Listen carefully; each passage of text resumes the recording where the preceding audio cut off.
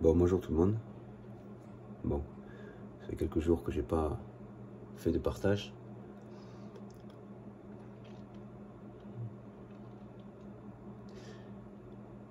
Bon, là, je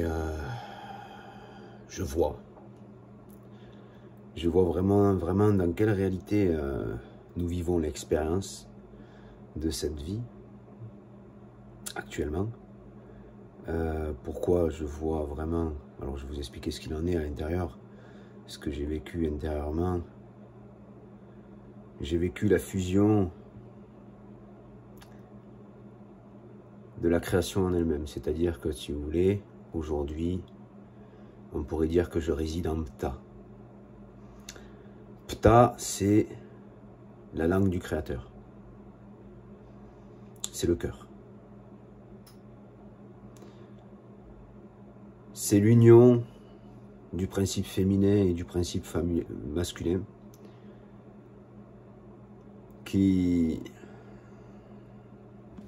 est uni en lui-même et se rejoint et fusionne au centre du cœur. D'où ce principe que nous vivons dans la réalité homme et femme, où nous nous cherchons les uns les autres, dans ce jeu de miroir inversé, dans ce labyrinthe psychologique dans lequel l'homme vit son expérience qu'est la vie.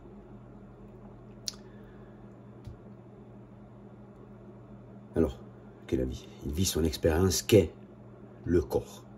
C'est même pas qu'est la vie, c'est une vie qui est liée à l'expérience du corps, dans un état psychologique de la création.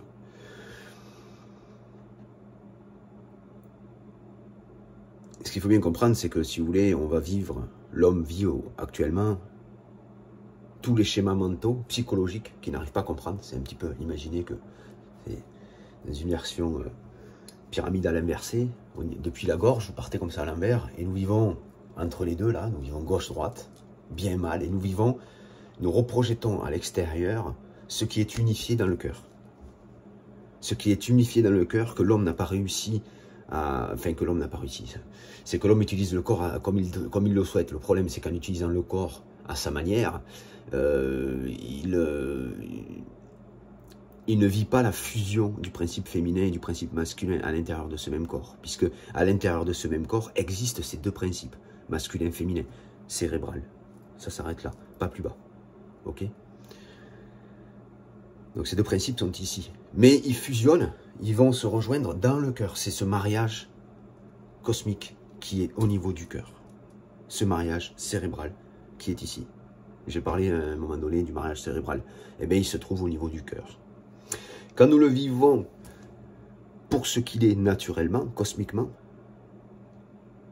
nous vivons l'expérience que je vis. Donc je ne peux pas vous dire trop pour l'instant parce que je suis dans cette autre dimension qui est la dimension de Dieu, hein, la dimension du cosmique, la dimension du divin, de la création. Donc je découvre pour l'instant. Je redécouvre. Parce que c'est une expérience que j'ai déjà acquise. Donc voilà. Mais voilà, c'était surtout pour vous dire ça aujourd'hui. Donc sachez que quand vous vivez le principe du masculin et du féminin dans votre réalité, vous êtes censé vous comprendre, autant l'un que l'autre, autant la femme que l'homme, vous êtes censé vous comprendre. Vous êtes censé vous réaccorder, mais avec vous-même, surtout avec vous-même. Parce que vous ne pourrez pas comprendre réellement cette création à l'intérieur de vous, à l'intérieur de ce corps.